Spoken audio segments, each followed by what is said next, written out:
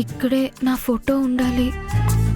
మీ అబ్బాయి విసిరి నా మొహాన కొట్టాడు. భూమి, నీ జ్ఞాపకాల్ని తర్వాత నమ్మరేసుకోవచ్చు. మనం ఇక్కడికి వచ్చింది వేరే పని మీద. నేను శారద కోసం, నువ్వు గగన్ కోసం. అర్థమైందా? పద. మావయ్య మావయ్య, ఏంటి మావయ్య ఈ డోర్ ఓపెన్ చేస్తున్నారు? మీ అత్తయ్య కోసం. చాలా కాన్ఫిడెంట్ గా ఇది అత్తయ్య రూమ్ అనుకున్నారు కదా, ఇది మీ అబ్బాయి రూమ్. ఈ ఇంట్లో అన్ని తెలిసినట్టు సొంత తెలివితేటలు చూపించకండి. జస్ట్ మిస్ అయ్యారు. లేదంటే నేరుగా పులిబోన్లోకి వెళ్లిపోయేవారు. ఆదిలోనే బావ చరమగీతం పాడేసేవాడు. బతికించావమ్మా, థాంక్యూ. ఈ రూమ్ సంగతి నేను చూసుకుంటాను, కానీ మీరు అత్తయ్య రూమ్కి వెళ్ళండి. సరే సరే. మావయ్య, అత్తయ్య రూమ్ ఎక్కడా? ఇంతకీ మీ అత్తయ్య రూమ్ ఎక్కడా? అదిగో అక్కడ. సరే సరే. మావయ్య, మీరు మాట్లాడడం అయ్యాక నాకేదైనా సిగ్నల్ ఇవ్వండి. ఓకే. మావయ్య, ఎలా ఇస్తారో చెప్పండి. ఓకేనా? మనం ఏమైనా అడవిలో ఉన్నామా? సరే, ఎలా ఇవ్వాలో నువ్వే చెప్పు.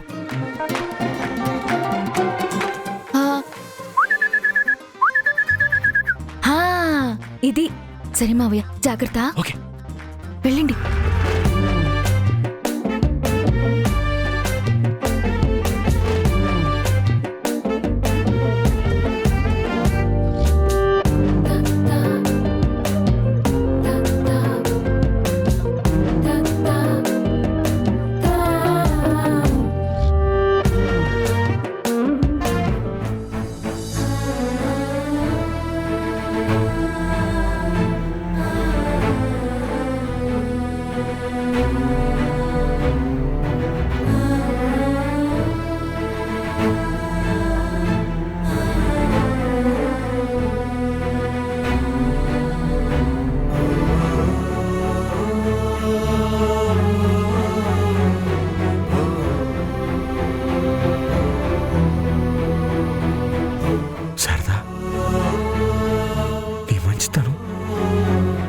చేతకానితనం వాళ్ళకు అవకాశంగా మారి నిన్ను వాళ్ళు అంతలా అవమానిస్తున్నా. నేను నిన్ను కాపాడుకోలేకపోయాను. చిన్నతనమైనా నన్ను క్షమించు శారద.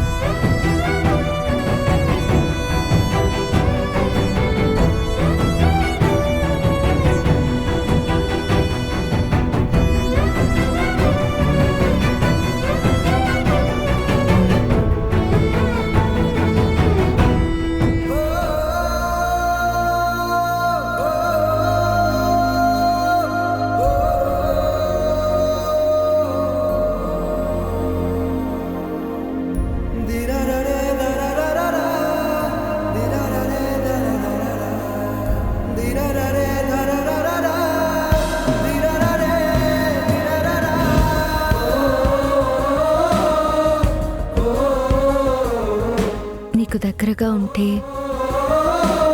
100 ఏళ్ల హాయిని పొందినట్టు దూరంగా ఉంటే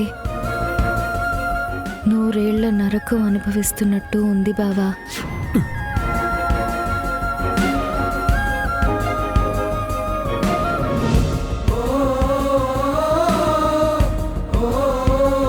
కళ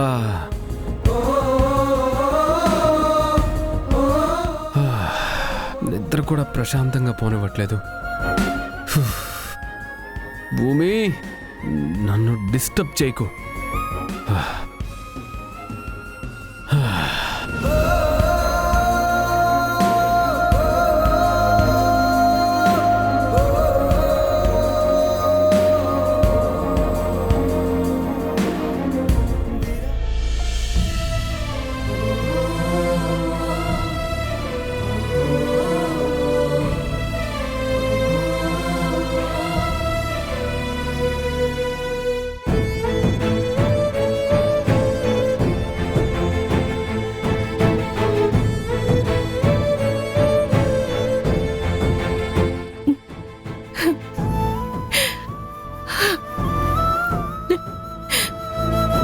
మన పెళ్ళైన కొత్తలో మీరు నాకిచ్చిన మొదటి బహుమతి గాజులు.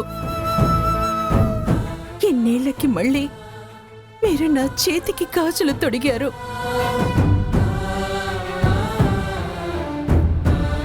ఎందుకు వచ్చారు ఈ టైంలో? ఎప్పుడు వస్తారని అడగాల్సిన భార్య ఎందుకు వస్తారని అడిగేలా చేసుకున్నాను. ఇదంతా నా స్వయం కృతాపరాధమే శారద. నా తప్పే, నన్ను క్షమించు. ఏమైందండి? మీరిప్పుడు ఏం తప్పు చేశారని? నా కళ్ళ ముందే వాళ్ళందరూ నేను అవమానిస్తుంటే నేవీ చేయకుండా అలా చూస్తూ ఉండిపోయాను శారద. నీలాంటి మంచి భార్యకి భర్తగా, భూమి లాంటి బంగారు తల్లికి మావయ్యగా, గగన్ లాంటి గొప్ప కొడుక్కి తండ్రిగా ఉండే అర్హత నాకు లేదు శారద. అయినా అక్కడికొస్తే వాళ్ళని అవమానిస్తారని తెలిసి కూడా నువ్వెందుకు వచ్చావు శారదా?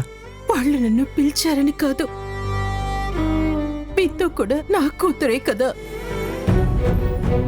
వాళ్ళ శాంతి ముహూర్తం నా చేతుల మీదుగా జరిపిస్తే నా బాధ్యత తీరుతుందన్న ఆలోచనతో వచ్చాను.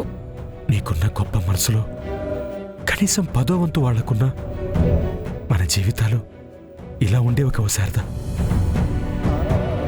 శారదా, సరిగ్గా సమయానికి భూమి వచ్చి నిన్ను కాపాడింది కాబట్టి సరిపోయింది.